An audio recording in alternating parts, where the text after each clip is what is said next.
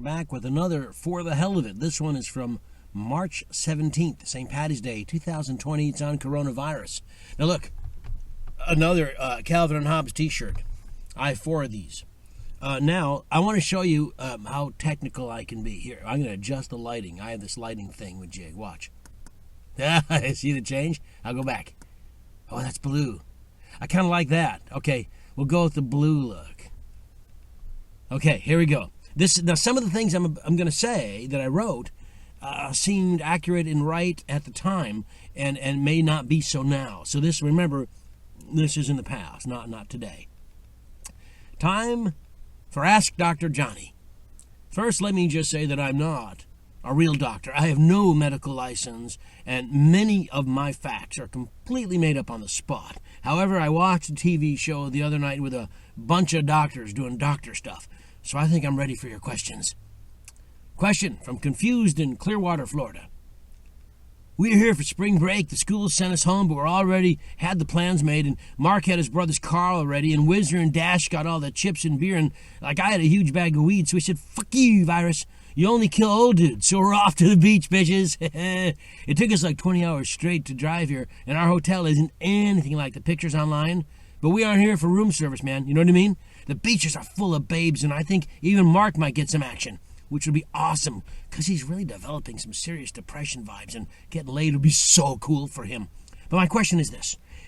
Can the virus live in water? And if I'm in the water and playing Frisbee and a shark, bites my leg, is it easier for the virus to get in through the shark bite? Do sharks get it? And don't worry about us making old dudes sick, man, because there's no one else here. We see the old guys looking at us through their windows and stuff, but none of them seem to be where we're hanging out. I think they eat dinner at 3 o'clock and then go to bed or something. So, looks like we're kicking this coronavirus in the nutsack. Am I right? Answer, dear Confused in Clearwater. You cannot get the virus from a shark. You cannot get the virus from the water. You get it from all the people you're standing next to. You give it to all the people you are standing next to. You get it, and even though you might not get too sick, you may still make other people really sick. So sick, they could die. You, playing Frisbee with your fellow assholes, could kill your parents, your grandparents, your favorite Uncle Chet, and his new wife Marjorie. You being so close to all those other brainless, selfish fucks could make this virus last even longer and kill a lot of people. But as long as you're having fun, right? Party on, murderers. Question. Self-isolating in Jersey City, New Jersey. Dear Dr. Johnny, I'm totally into self-isolation. I've self-isolated my whole life, mostly because I really did comic books like Richie Rich and Sad Sag and Woody Woodpecker, and of course Archie. Oh, don't you just love Veronica? She's so hot. It's all I've talked to anyone about for 30 years, so I'm pretty much great at being on my own. I just wanted to share the good parts about not being social. 1, you don't have to wear pants. That is so handy for so many reasons. 2, there's no number 2. It's pretty much the pants thing, and that's it. My question, though, is this. I get that I'm not supposed to touch my face because my hands might be dirty. Actually, my hands are really dirty. You can't even tell my skin color for all the crap on my hands. But if I promise not to touch my face or any other faces, can I still, touch other parts of me? Then remember the pants thing I mentioned to you? Because I'm just saying, it's right there. And I'm alone anyway, and Veronica Lodge. Oh, let me get back to you. Dear self-loathing in Jersey City. I've never been to Jersey City, and now I will never go there. Do what you want. Just ick. Next question. Curious in Glen Ellen, Illinois. I understand that I shouldn't go to bars, but can I have a drink at home? Yes. Can I have friends over to have drinks with me? No. What if my parents aren't home and I had just a few close friends over for a beer or 2? No. What if they came anyway and brought other friends? No. What if there were a lot of friends? Oh, shit, I don't even know half these people. Hey, get out the piano, jeez! Oh, no, someone just zooked on the couch. How do you get puke out? If someone pukes on your couch and they had the virus, can you get the virus when you clean the puke? Yes, I think so. Well, I can't just leave it there. It's all pukey and zooky. So are 50 people too many to be in one place puking and drinking? Yes. So 100 is really too many then? Yes. Okay, understood. No one looks sick, though. Drunk sick. Wasted, I guess, but not contagious virus sick. Do people with this thing look like Walking Dead or anything? Is there a way to know if they have it? No.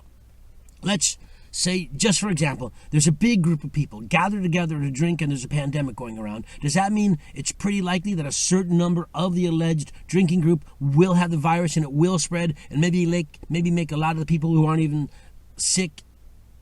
Wait, it will spread and make maybe a lot of people who aren't even here sick after? Yes. Final question. Will you buy us more beer? No. He said, no, dudes, party's over, you have to go. And don't talk to anyone, you might kill them with your virus breath, right? You're an idiot. Your friends are idiots. Not so old in St. Louis, Missouri. Dear Dr. Johnny, why are so many people so worried about me and my friends? We're over 60. Hell, Ethel's like 87 or something, and she smokes 4 packs a day. Chet may be older than dirt for all I know, but that man can dance. Of course, he on occasion drops his oxygen tank on your feet, but that's okay. Anyway, we don't want to stay at home. We want to play bingo. We want to eat lunch and go golfing. The President of the United States of America, Mr. Trump, spends more time golfing than any of us, and he's over 60. What's the problem? We've had the flu before. I think this whole thing's an overreaction. What's the worst that can happen? Come on. Dear Not So Old, you are in a major risk group. You could have difficulty breathing. You could die badly. There is no cure for this yet, and it isn't like getting a cold. Some folks have no problems or symptoms, others do. It's not fun, it's awful. Please don't use anything the president does as an example of what you should do. He's not someone you should be modeling. He's a legitimate threat to world peace. Is that what you want to be? A threat to the entire world just by being in it? No. He's also a pathological liar, not to be trusted. The virus puts people in your age group at risk, especially if you already have health problems, like Chet. Want to see what the virus does to him and his oxygen tank? Take a look at current pictures of the streets in Sicily or Madrid. You're older now. Be wiser, too. And even if you don't want to do the right thing, think about the fact that you and your friends can pass this on to many others until we all have it, and we all need medical attention, and there won't be any. Because we don't have enough doctors, or nurses, or hospitals, or beds, or police, or firemen, and many of them will be sick, too. You want to go to golf and play bingo? No offense. Not so old, but fuck you. Chet and fuck Ethel. It's St. Patrick's Day, and look what I'm doing. I'm writing a tale of caution to you.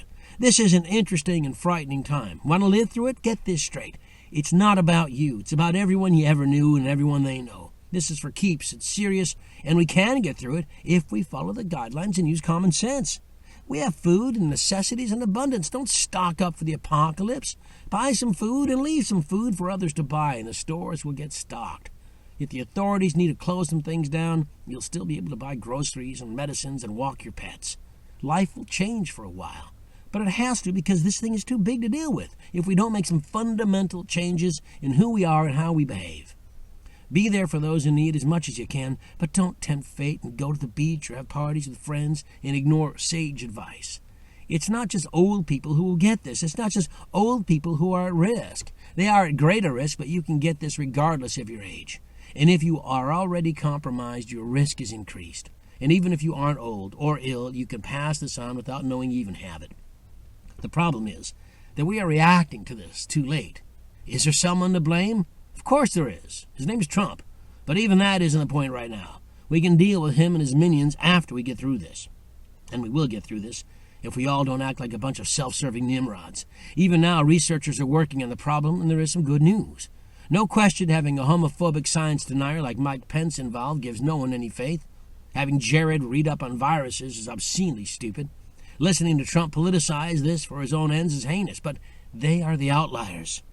We are the United States of America, and we have scientists and buckets of money, and the scientists aren't like our current leaders, and they will work with other brilliant minds, even foreign ones, to battle this, and we will come out stronger and wiser.